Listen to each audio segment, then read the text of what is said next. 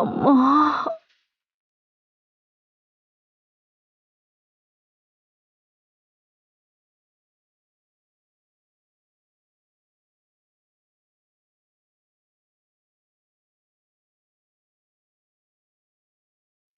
Lady ಎದ್ಬಿಟ್ಲು.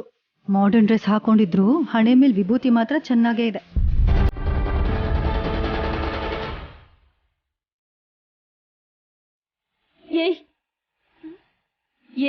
ಏನಿದು? ನನ್ನನ್ನು ಯಾರು ಹೀಗೆ ತಯಾರು ಮಾಡಿದ್ದು?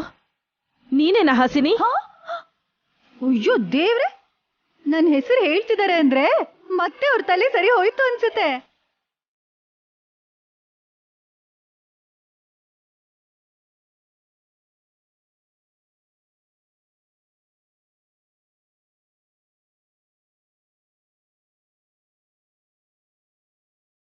ಏನಿದು? ನನ್ನನ್ನು ಈ ಅವತಾರಕ್ಕೆ ತಂದಿದ್ಯಾರು? ನೀವೇ ಹೀಗೆ ರೆಡಿ ಆಗಿರೋದತ್ತೆ. ನನಗೇನಾದ್ರೂ ಹುಚ್ಚ? ಇಂಥ ಡ್ರೆಸ್ಸನ್ನ ನಾನು ಯಾಕೆ ಹಾಕೊಳ್ಳಿ? ನೀವೇ ಹಾಕೊಂಡಿದ್ದೀರ ಮಾಮ್. ಇವತ್ತು ಮಾತ್ರ ಅಲ್ಲ, ನಿನ್ನೆ ಕೂಡ ಹೀಗೆ ಮಾಡಿದ್ರಿ.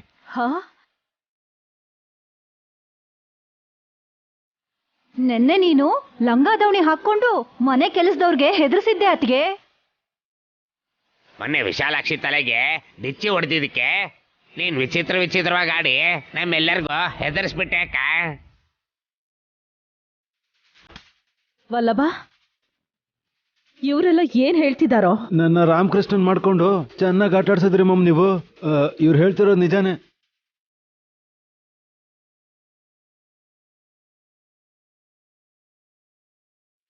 ಅಯ್ಯೋ, ನನ್ಗೇನು ನೆನ್ಪಿಲ್ವಲ್ಲ. ಮೋಡಿ ಮಾಡೋ ವಿಶಾಲಾಕ್ಷಿ ಹೇಳ್ದಂಗೆ ನೀವ್ ಯಾವ್ದೋ ಕಾಲಕ್ಕೆ ಹೋಗಿದ್ರಿ ಅತ್ತೆ. ಅಮ್ಮನ ತಲೆಗೆ ನೀವ್ 2ನೇ ಸಲ ತಲೆನ ತಾಗ್ಸಿದಾಗ ಮತ್ತೆ ನೀವು ಸರಿ ಹೋದ್ರಿ ಮಾತೆ.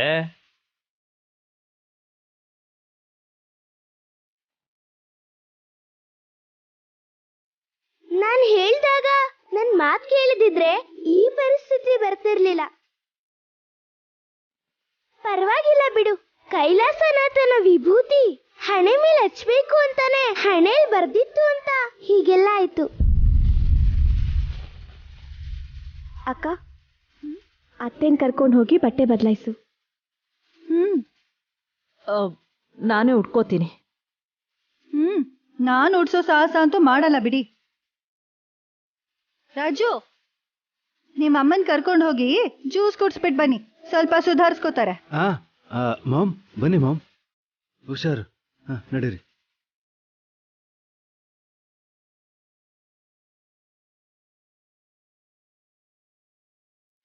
ಟೈಮ್ ಕರೆಕ್ಟಾಗಿ ನೈನಿ ವಿಭೂತಿ ಹಚ್ಚಿದ್ರಿಂದ ಮಾಮ್ ನಾರ್ಮಲ್ ಆಗ್ಬಿಟ್ರು. ನೈನಿ ಅದಕ್ಕೆ ಥ್ಯಾಂಕ್ಸ್ ಹೇಳಬೇಕು.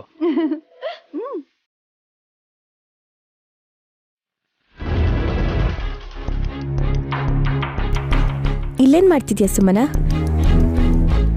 ಒಂದಲ್ಲ ಒಂದ್ ಕೆಲ್ಸ ಹೇಳ್ತಿರ್ತಿಯಲ್ಲ, ಅದಕ್ಕೆ ಗಿಡಕ್ಕೆ ನೀರ್ ಹಾಕ್ತಿದೀನಿ. ಸಿಕ್ಕಾಪಟ್ಟೆ ಮಳೆ ಬರ್ತಾನೆ ಇದೆಯಲ್ಲ, ನೀನ್ ಮತ್ತೆ ನೀರ್ ಹಾಕಿದ್ರೆ ಹಾಳಾಗತ್ತೆ. ನೋಡಿದ್ಯಾ, ಒಳ್ಳೆ ನೀರ್ ಕೂಡ ಒಂದೊಂದ್ಸಲ ಒಳ್ಳೇದ್ ಮಾಡಲ್ಲ. ನೀನು ಅಷ್ಟೇ ಅಲ್ವಕ್ಕ, ಎಲ್ರ ಜೊತೆನೂ ಚೆನ್ನಾಗಿರ್ತೀಯ, ಆದ್ರೆ ನನ್ ವಿಷಯಕ್ಕೆ ಬಂದ್ರೆ ಮಾತ್ರ ಹೊರಗಿನೋಳ್ ತರ ಟ್ರೀಟ್ ಮಾಡ್ತೀಯ. ನಾನೇನ್ ಮಾಡ್ದೆ ಸುಮನ? ಇದೊಂದು ಮಾತ್ರ ಚೆನ್ನಾಗಿ ಹೇಳ್ತೀಯ. ಇಷ್ಟೇ ಆಗೋಯ್ತು. ಏನ್ ಹೇಳ್ಬೇಕು ಅನ್ಕೊಂಡಿದ್ಯೋ ಅರ್ಥ ಆಗೋ ಹಾಗೆ ಹೇಳು. ನಾನು ನೀನ್ ಒಡ ಹುಟ್ಟಿದವಳು ಅಂತ ನನಗ್ ನಿಜವಾಗ್ಲೂ ಪ್ರೀತಿ ಏನಾದ್ರೂ ಇದ್ದಿದ್ರೆ ನಾನದೇನೇ ಕೇಳಿದ್ರು ನೀನ್ ಕೊಡದೆ ಇರ್ತಿರ್ಲಿಲ್ಲ. ಎಷ್ಟು ಬೇಕು ಅಂತ ಹೇಳು. ನಾನೇನ್ ಚಿಕ್ಕ ಹುಡುಗಿನ ಚಿಲ್ರೆ ಕೊಟ್ರೆ ಹೋಗಿ ಚಾಕ್ಲೇಟ್ ತಗೊಳಕ್ಕೆ? ನೀನ್ ಆಫರ್ ಕೊಟ್ರು ಸರಿ, ನನ್ಗೆ ಆಸೆ ಇದ್ರು ಅಷ್ಟೇ. ಇಷ್ಟು ಕೊಡು ಅಂತ ನಾನೇನ್ ಕೇಳಲ್ಲ. ಇಷ್ಟು ಚಿಕ್ಕದಾಗಿರೋ ಚಂದ್ರಕಾಂತ ಮಣಿ ಕೊಡು ಸಾಕು. ಯಾಕಕ್ಕ ಹಾಗ್ ನೋಡ್ತಿದ್ಯಾ? ಆಸ್ತಿ ಆಗ್ಲಿ ದುಡ್ಡಾಗ್ಲಿ ನಾನ್ ಕೇಳಲಿಲ್ವಲ್ಲ. ಹುಣಸೆ ಬೀಜದಷ್ಟಿರೋ ಚಂದ್ರಕಾಂತ ಮಣಿ ತಾನೆ ನಾನ್ ಕೇಳ್ತಿರೋದು. ಏನ್ ಮಾಡ್ತೀಯಾ? ಕೊಡದೇ ಇದ್ರೇನಾ ಇಲ್ಲ ಕೊಟ್ಮೇಲ? ಬೇಡ್ತಿರೋದನ್ನ ಹತ್ರ ಇಟ್ಕೊಂಡ್ರೆ ಅಪಾಯ ಅಂತ ತಿಳ್ಕೊ. ನಿನಗೇನಾದ್ರಿಂದ ಉಪಯೋಗ ಅಂತ ಇಟ್ಕೊಂಡಿದ್ಯೋ ನನಗೆ ಗೊತ್ತಿಲ್ಲ, ಆದ್ರೆ ನನಗ್ ಉಪದೇಶ ಮಾಡ್ತೀಯಾ? ಕೊಡ್ತೀಯೋ ಇಲ್ವೋ? ಕೊಡ್ಬೇಡ ಅಂದಿದ್ದಾರೆ. ನೀನೇನ್ ಮಾಡ್ತೀಯ ಅಂತ ಹೇಳು. ಕೊಡಲ್ಲ. ನಾನಂದ್ರೆ ನಿಂಗೆ ಇಷ್ಟ ಇಲ್ಲ ಅಲ್ವಾ? ಇರೋದಕ್ಕೆ ನಾನಿಲ್ಲಿ ಬಂದಿರೋದು. ಅದನ್ ಕೊಡಲ್ಲ ಅಂತ ಹೇಳಿ ಹೋಗಕ್ಕ. ನಿನಗೆ ಎಚ್ಚರಿಕೆ ಕೊಡೋದಕ್ಕೆ. ನಾನು ನಿನ್ಕಿಂತ ಚೆನ್ನಾಗಿದ್ದೀನಿ. ಸಂತೋಷ. ಹಾಗೆ ಇರಬೇಕು ಅಂದ್ರೆ ನೀನ್ ನಾಗರಾಜನ್ ತಂಟೆಗೆ ಹೋಗ್ಬಾರ್ದು. ನಾಗರಾಜ, ಶಿವರಾಜ, ಭೋಗರಾಜ, ಗಂಡಸ್ರ ತಂಟೆಗೆ ನಾನು ಯಾಕೆ ಹೋಗ್ಲಿ? ನಾನು ಹೇಳ್ತಾ ಇರೋದು ಹಾವು ಬಗ್ಗೆ ಅಂತ ನನಗೆ ಗೊತ್ತು. ನೀನೇ ನನಗೆ ಬೇರೆ ಕೆಲಸ ಇಲ್ಲ ಅಂತ ಅನ್ಕೊಂಡಿದ್ಯಾ? ಸುಮನ, ಹತ್ರ ಹೋಗೋ ಪರಿಸ್ಥಿತಿ ಬರ್ಬೋದೇನೋ ಅಂತ ಹೇಳ್ತಿದ್ದೀನಿ. ಹಸು ತಲೆ ಸವರ್ಬೋದು, ಬುದ್ಧಿ ಸ್ಥಿಮಿತದಲ್ಲಿರೋರು ಯಾರಾದ್ರೂ ಸರ್ಪದ ತಲೆ ಸವರ್ತಾರಾ? ನೀನ್ ಟಾಪಿಕ್ ಡೈವರ್ಟ್ ಮಾಡೋದಿಕ್ಕೆ ನಾಗರಾಜ, ಶಿವರಾಜ ಅಂತಿದ್ಯಾ. ಸುಮನ, ನೀನ್ ಚೆನ್ನಾಗಿರ್ಲಿ ಅಂತ ನಾನು ಬಯಸಿದ್ರು ನೀನ್ ಈ ಥರ ಮಾತಾಡಿದ್ರೆ ಅದು ನಿನ್ನ ವ್ಯಕ್ತಿತ್ವ ಅನ್ಕೋಬೋದು. ಆದ್ರೆ ನಿನ್ನ ಕಾಪಾಡೋದಕ್ಕೆ ಪ್ರಯತ್ನ ಮಾಡ್ತಿದ್ದೀನಿ. ಅದನ್ನ ಅರ್ಥ ಮಾಡ್ಕೊಳ್ದೆ ನಿರ್ಲಕ್ಷ್ಯ ಮಾಡಿದ್ರೆ ಅದು ನಿನ್ ಮೂರ್ಖತನ. ಅದಕ್ಕೆ ಹುಷಾರಾಗಿರುವಂತಿರೋದು. ಸುಮ್ನಿರ್ತ್ಯಾಕ? ನಾನ್ ತಾಯಿ ಆಗ್ತಿದ್ದೀನಿ ಅನ್ನೋ ವಿಷಯ ನೀನ್ ಸಹಿಸಕ್ಕಾಗ್ದೆ ನನ್ ಸಾವಿನ ಬಗ್ಗೆ ಮಾತಾಡಕ್ ಬಂದು ನಂಗ್ ಮೆಂಟಲಿ ಟಾರ್ಚರ್ ಕೊಡ್ತಿದ್ಯಾ? ಅದ್ ಹಾಗಲ್ಲ ಸುಮನ. ಇನ್ನೇನೋ ಹೇಳ್ಬೇಡ, ನನ್ ಬದುಕನ್ನ ನಾನ್ ನೋಡ್ಕೋತೀನಿ. ಸುಮನ,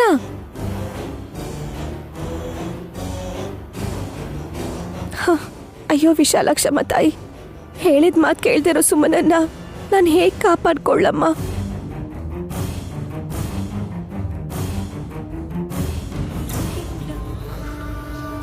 ನಾನು ಹೇಳ್ತಾನೆ ಇದ್ದೆ. ಅಯ್ಯೋ, ನೀವೇ ಕೇಳಲೇ ಇಲ್ಲ. ಮಾಮ್ ಅಂದ್ರೆ ಬಾರಿಸ್ತಾ ಇದ್ರಿ. ಮೇಡಮ್ ಅಂತ ಹೇಳಿದ್ರೆ ಏನಾದ್ರೂ ಒಂದು ಕೆಲಸ ಹೇಳಿ ಕಳಿಸ್ಬಿಡ್ತಾ ಇದ್ರಿ. ದೊಡ್ಡಮ್ಮನ ನೀವೇ ಸಾಯಿಸಿದ್ರಿ ಅಂತ. ಸೈಲೆನ್ಸ್. ನೀವೇ ಸಾಯಿಸಿದ್ದು ಅನ್ನೋ ವಿಚಾರನ ಇನ್ಯಾರ ಹತ್ರನಾದ್ರೂ ಹೇಳ್ಬಿಡ್ತೀರೇನೋ ಅಂತ ನನ್ನ ಪ್ರಾಣನ ಕೈಯಲ್ಲಿ ಹಿಡ್ಕೊಂಡು ನಿಮ್ ಹಿಂದೆನೆ ನಿಮ್ ಅಸಿಸ್ಟೆಂಟ್ ರಾಮಕೃಷ್ಣನ್ ತರ ತಿರುಗ್ತಿದ್ದೆ ಮಾಮ್. ನಾನೇನ್ ಮಾಡ್ತೀನಿ ಅಂತ ನನಗೆ ಗೊತ್ತಾಗದೆ ಇರೋ ಸ್ಥಿತಿಗೆ ಹೋಗಿದ್ದೆ. ಅಪ್ಪಿ ತಪ್ಪಿ ಕೂಡ ಯಾರ ಹತ್ರನೂ ಬಾಯಿ ಬಿಡ್ಲಿಲ್ಲ ಅಲ್ಲ. ಕಾಲ್ ಜಾರಿದ್ದೆ. Shut up. ಅದೇ ಮಾಮ್, ನಾನು ಹೇಳಿದ್ದು ನೀವು ಅರ್ಥ ಮಾಡ್ಕೋತಿಲ್ಲ. ಕಾಲ್ ಸ್ಲಿಪ್ ಆಗಿ ಬಿದ್ರಿ ಅಂತ ಹೇಳ್ತಾ ಇದ್ದೀನಿ. ಆ ವಿಶಾಲಾಕ್ಷಿ ತಲೆಗೆ ಡಿಕ್ಕಿ ಹೊಡೆದಿದ್ದಕ್ಕೇನೆ ಇದೆಲ್ಲ ನಡೆದಿದ್ದು. ಅಯ್ಯೋ, ಇನ್ನು ಸೀರೆ ಉಟ್ಕೊಂಡಿಲ್ವಾ? ಏನ್ ತಿಲ್ಲು ಹೀಗ್ ಮಾಡ್ತೀಯಾ? ಏಯ್, ತಿಲ್ಲು ಅಂತೆ ತಿಲ್ಲು, ಉದುರಿಸ್ತೀನಿ ನಿನ್ ಹಲ್ಲು. ಸಾರಿ ಅತ್ತೆ, ಇನ್ನು ನಾವು ಫ್ರೆಂಡ್ಸ್ ಥರನೇ ಇದೀವಿ ಅಂತ ಅನ್ಕೊಂಡಿದ್ದೆ. ಛೀ, ನಿನ್ನ ಹತ್ರ ಏನೇ ಫ್ರೆಂಡ್ಶಿಪ್? ನಿಮ್ಮನ್ ಫ್ರೆಂಡ್ ಮಾಡ್ಕೊಳ್ಳೋ ಅಗತ್ಯ ನನಗೆ ಯಾಕಿರತ್ತೆ ಹೇಳಿ? ಥೂ. ಏಯ್, ಹಾ, ಛೀ, ಸೊಳ್ಳೆ. ಥೂ ಥೂ ಥೂ. ಮಾತಾಡುವಾಗ ಬಾಯಲ್ಲಿ ಹೊಟ್ಟೋಯ್ತು. ಯಾಕ್ ಥೂ. ಏಯ್, ನೀನ್ಯಾಕೆ ಬಂದೆ? ಸೀರೆ ಉಟ್ಕೊಳ್ರಿ. ಏಯ್, ಬುದ್ಧಿ ಇದೇನೆ? ನಾನ್ಯಾಕೆ ಸೀರೆ ಉಟ್ಕೊಳ್ಳಿ? ಹಲೋ ಹಸ್ಬೆಂಡು, ನಿಮಗ್ ಉಟ್ಕೋ ಅಂತಾನೂ ಹೇಳಲಿಲ್ಲ, ಉಡ್ಸಿ ಅಂತಾನೂ ಹೇಳಲಿಲ್ಲ. ನಿಮ್ಮಮ್ಮ ಇನ್ನು ಈ ಅವತಾರದಲ್ಲಿ ಹೀಗೆ ಇದ್ರೆ ಎಲ್ಲಿ ಸೊಳ್ಳೆ ಬಂದು ಕಚ್ಬಿಡುತ್ತೇನೋ ಅಂತ ಸೀರೆ ತಗೊಂಡ್ ಬಂದಿದ್ದೀನಿ. ಬೇಕಿದ್ರೆ ಉಟ್ಕೊಳ್ಳಿ, ಇಲ್ಲ ಅಂದ್ರೆ ಬಿಸಾಕಿ. ಏಯ್, ಮೆಂಟಲ್. ಅವಳು ಹಾಗೇನೆ. ಮೊದ್ಲು ಆ ವಿಶಾಲಾಕ್ಷಿ ಎಲ್ಲಿದ್ದಾಳೆ ಅಂತ ನೋಡು. ಯಾಕೆ? ಅವಳು ಹೇಳಿದ ಹಾಗೆ ಆಯ್ತು ಕಣೋ.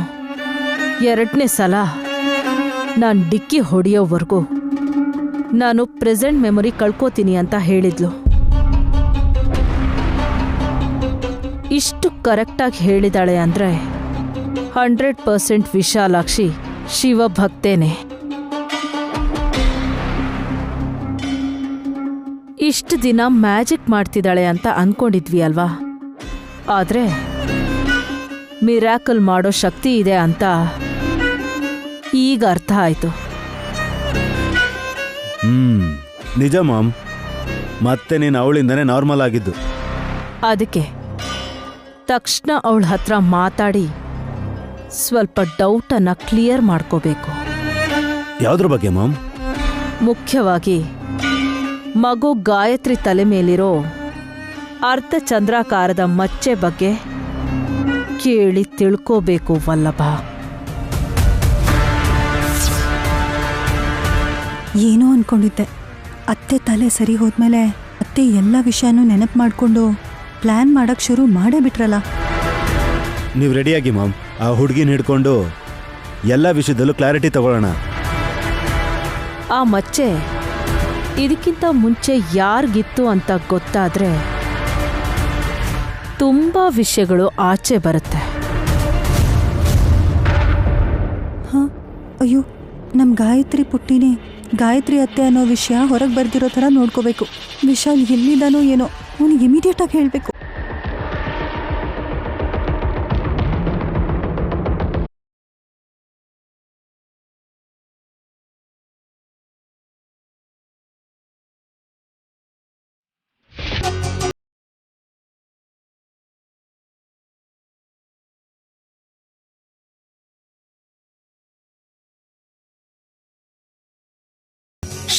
ವಲ್ಲಭ, ಹೋಗ್ಬೇಡ. ಯಾಕೆ? ಮಾತೆ ಧ್ಯಾನ ಮುದ್ರೆಯಲ್ಲಿದ್ದಾರೆ. ನಮ್ಮ ಮಾಮ್ ಇವಾಗ ಗಾಯತ್ರಿ ಪುಟ್ಟಿ ತಲೆ ಮೇಲಿರೋ ಮಚ್ಚೆ ಬಗ್ಗೆ ಕೇಳೋದಕ್ಕೆ ಬಂದಿದ್ದಾರೆ. ಸ್ವಲ್ಪ ಸಹನೆ ಇರ್ಲಿ ವಲ್ಲಭ. ಯಾವಾಗ ಕಣ್ ತೆರಿತಾಳೆ ನಿಮ್ಮಮ್ಮ? ಕಣ್ಣನ್ನ ತೆರಿಬೇಕಾಗಿರೋದು ನಿಮ್ಮಂತವ್ರಲ್ವಾ ಮಾತೆ? ಅಧಿಕ ಪ್ರಸಂಗ ಆಯ್ತು ನಂದೀಶ. ಶಾಂತವಾಗಿರಿ ಮಾತೆ. ಏ, ಮೊದಲು ನಿಮ್ಮ ಅಮ್ಮನವ್ರನ್ನ ಎಪ್ಸಪ್ಪ, ಅರ್ಜೆಂಟಾಗಿ ಮಾತಾಡಬೇಕು.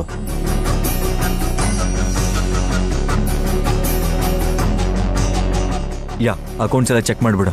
ಹಾಗೆ ಕರೆಕ್ಟಾಗಿ ಮೇಲ್ ಮಾಡಕ್ಕೆ ಹೇಳು. ವಿಶಾಲ್, ಓಕೆ? ಸರಿ ಸರಿ. ವಿಶಾಲ್, ಒಂದ್ ಸೆಕೆಂಡ್. ವಿಶಾಲ್, ಅಯ್ಯೋ, ಅದು ಏನಕ್ಕೆ? ಯಾಕೆ ಗಾಬರಿ ಆಗಿದ್ದೀರಾ? ಅದು ರಾಕ್ಷಸಿ. ಚಿಚಿಚಿ, ಬೊಂಬೆ. ಚಿಚಿ, ಅಲ್ಲ ಅಲ್ಲ, ನಿಮ್ಮಮ್ಮ. ಅಯ್ಯೋ, ಅದೇ ವಿಶಾಲ್, ನಿಮ್ಮಮ್ಮ ವಿಶಾಲಾಕ್ಷಿ ಹತ್ರ ಹೋಗ್ತಿದ್ದಾರೆ. ಹೋದ್ರೆ ಎಲ್ಲ ಹಾಳಾಗೋಗುತ್ತೆ. ಯಾಕಂತೆ?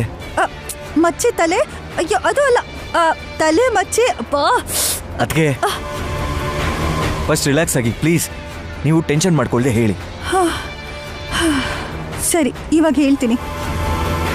ಗಾಯತ್ರಿ ಪಾಪು ತಲೆ ಮೇಲಿರೋ ಅರ್ಧ ಚಂದ್ರಕಾರದ್ದು ಮಚ್ಚೆ ಬಗ್ಗೆ ಶಿವಭಕ್ತಿ ವಿಶಾಲಾಕ್ಷಿ ಏನಾದ್ರೂ ಹೇಳ್ಬೋದೇನೋ ಅಂತ ಕೇಳೋದಕ್ಕೆ ಹೋಗ್ತಿದ್ದಾರೆ.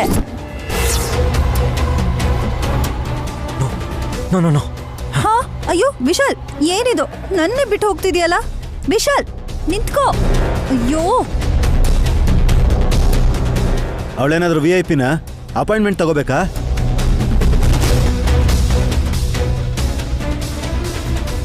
ಅವಳು ಕಣ್ ತೆಗ್ಲು ಕಣೋ.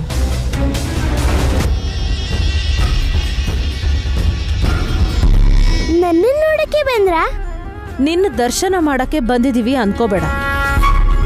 ನೀನೇನು ದೇವತೆ ಅಲ್ಲ ಬಗ್ಗೆ ನಮಸ್ಕಾರ ಮಾಡೋದಕ್ಕೆ. ಕೈ ಮುಗಿಯಲ್ಲ ಅಂತ ಕೈ ಮುಗಿತಿದ್ಯಲ್ಲ ದೊಡ್ಡಪ್ಪ. ಅಬ್ಬಾ, ನೋಡಿದ್ರ ಮಾಮ್ ಎಷ್ಟು ಸ್ಮಾರ್ಟ್ ಇದ್ದಾಳೆ ಇವಳು ಅಂತ? ಅದೇ ಕಾರಣಕ್ಕೆ ತಾನೇ ನಾವು ಕೇಳಕ್ ಬಂದಿರೋದು. ಆ ಹುಡುಗಿನ ಏನ್ ಕೇಳ್ತೀಯ ಅತ್ತಿಗೆ? ಹಾಗ ಅನ್ಬೇಡ್ವೆ, ನಮಗ್ ಗೊತ್ತಿಲ್ದಿರೋ ವಿಷಯ ವಿಶಾಲಾಕ್ಷಿ ಗೊತ್ತಿರತ್ತೆ.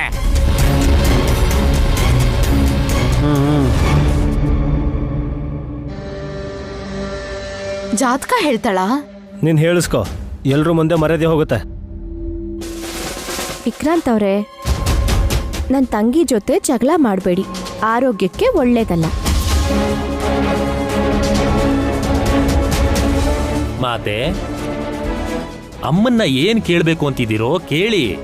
ನಯನಿ ದತ್ತು ಪಡ್ಕೊಂಡಿರೋ ಮಗು ಗಾಯತ್ರಿ ತಲೆ ಮೇಲಿರೋ ಅರ್ಧ ಚಂದ್ರಾಕಾರದ ಮಚ್ಚೆ ಬಗ್ಗೆ ತಿಳ್ಕೋಬೇಕು ಅಂತ ಬಂದಿದ್ದೀನಿ.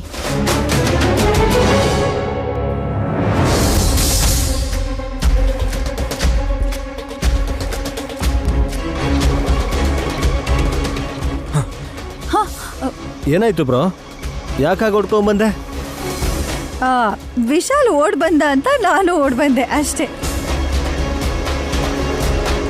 ಅಷ್ಟು ಅರ್ಜೆಂಟ್ ಯಾಕೆ ಅಂತ ಕೇಳ್ತಾ ಇರೋದು.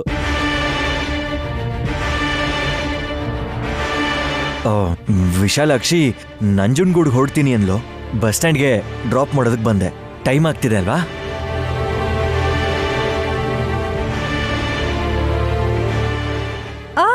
ಹೌದೌದು, ಹೋಗ್ಬೇಕು ವಿಶಾಲಾಕ್ಷಿ, ಬಾ. ನಿಮ್ಮ ಅತ್ತೆ ಮಚ್ಚೆ ಬಗ್ಗೆ ತಿಳ್ಕೋಬೇಕು ಅಂತಿದ್ರು ದೊಡ್ಡಮ್ಮ.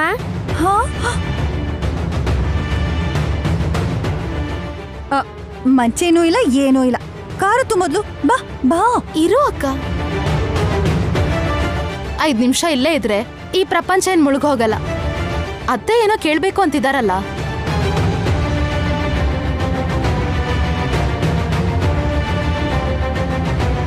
ಎಲ್ಲ ಗೊತ್ತಿರೋ ತರ ಮಾತಾಡೋ ಈ ಮೋಡಿ ಮಾಡೋ ಹುಡುಗಿ ಏನ್ ಹೇಳ್ತಾಳೋ ಕೇಳೋಣ. ಈಗ ಆ ವಿಷಯ ಎಲ್ಲ ಯಾಕೆ ವಿಶಾಲಾಕ್ಷಿ, ನೀನ್ ಬಾಮ್ಮ ಬಾ. ಇರು ಕಂದ, ಯಾಕೆ ಅರ್ಜೆಂಟ್ ಮಾಡ್ತಿದ್ಯಾ? ನಾನ್ ಡಿಕ್ಕಿ ಹೊಡೆದು ಕಾಲಚಕ್ರದಲ್ಲಿ ತುಂಬಾ ಹಿಂದಕ್ಕೆ ಹೋಗ್ತೀನಿ ಅಂತ ಹೇಳಿದ ಈ ಹುಡುಗಿ ನಿನ್ನ ದತ್ತು ಮಗಳು ಗಾಯತ್ರಿಗಿರೋ ಅರ್ಧಚಂದ್ರಾಕಾರದ ಮಚ್ಚೆ ಬಗ್ಗೆ ಏನಾದ್ರೂ ಹೇಳ್ತಾಳೇನೋ ಅಂತ ಕೇಳಕ್ ಬಂದೆ.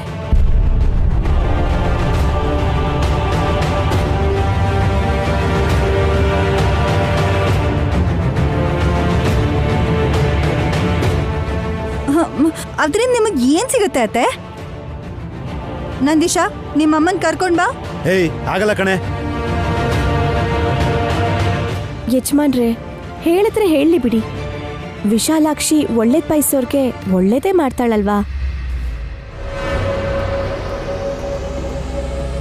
ಬ್ರೋ, ನೀನೇನಾದ್ರೂ ಹುಚ್ಚುಚ್ಚಾಗಿ ಯೋಚನೆ ಮಾಡಿದ್ರೆ ಅನ್ಭವಿಸ್ಬೇಕಾಗತ್ತೆ ಅಂತ ಅರ್ಥ.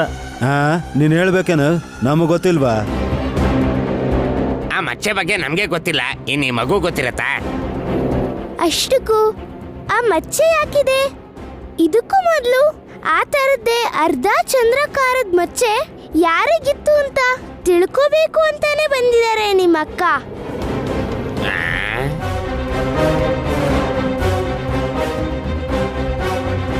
ಶಿವ ಭಕ್ತೆ ಅಲ್ವಾ ನೀನು? ಹೆಚ್ಚು ಕಮ್ಮಿ ಕರೆಕ್ಟಾಗಿ ಗೆಸ್ ಮಾಡ್ತೀಯಾ ಅಂತ ನಿನ್ನನ್ ಕೇಳ್ತಿದ್ದೀನಿ. ಹೇಳ್ತೀನಿ. ಅಮ್ಮ ವಿಶಾಲಾಕ್ಷಿ, ತಿಳ್ಕೋಬೇಕು ಅಂತಿದಾರಲ್ವಪ್ಪ?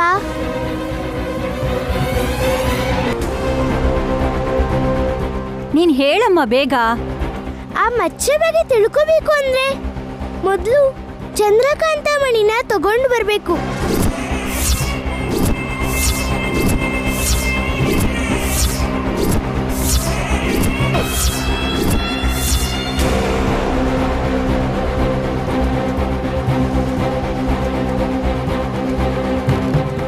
ಅಯ್ಯಪ್ಪ, ನೀನ್ ಯಾಕಮ್ಮ ಮಣಿ ಬಗ್ಗೆ ಮಾತಾಡ್ತೀಯ? ಹೌದು, ಇವಾಗ ಯಾಕಮ್ಮ? ಅದನ್ ಮುಚ್ಚಿಟ್ಟು ಈಗ ಯಾಕೆ ಅಂತ ಕೇಳ್ತಿದ್ಯಲ್ಲ? ನೀನಿರೋ ಆ ಚಂದ್ರಕಾಂತ ಮಣಿಯಿಂದ ಮಚ್ಚೆ ಬಗ್ಗೆ ಹೇಗೆ ತಿಳ್ಕೊತೀವಿ ವಿಶಾಲಾಕ್ಷಿ? ಚಂದ್ರಕಾಂತ ಮಣಿನ ತಗೊಂಡು ನಾನ್ ತಂದಿರೋ ಮಟ್ಕೆ ಮೇಲೆ ಆ ಮಣ್ಣಿನ ಇಟ್ಟು ಹುಣ್ಮೆ ಬೆಳಕಿಗೆ ತೋರಿಸ್ಬೇಕು.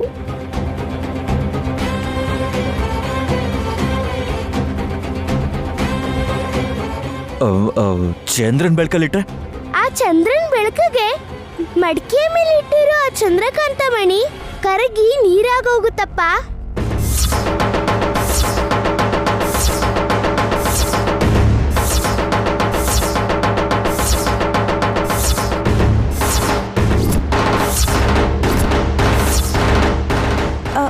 ಮಣಿ ಕರ್ಗಿ ನೀರಾಗ್ಬಿಡುತ್ತಾ? ಹೌದಮ್ಮ. ಆ ನೀರೊಳಗೆ ನೀವು ಬಗ್ಗು ನೋಡಿದ್ರೆ ಆಗ ಅರ್ಧ ಚಂದ್ರಾಕಾರದ ಮಚ್ಚೆ. ಇದಕ್ಕೂ ಮೊದಲು ಅದ್ಯಾರಾಗಿತ್ತೋ ಅವ್ರ ರೂಪವನ್ನ ನೀವು ಎಲ್ಲಾರು ನೋಡ್ಬೋದು.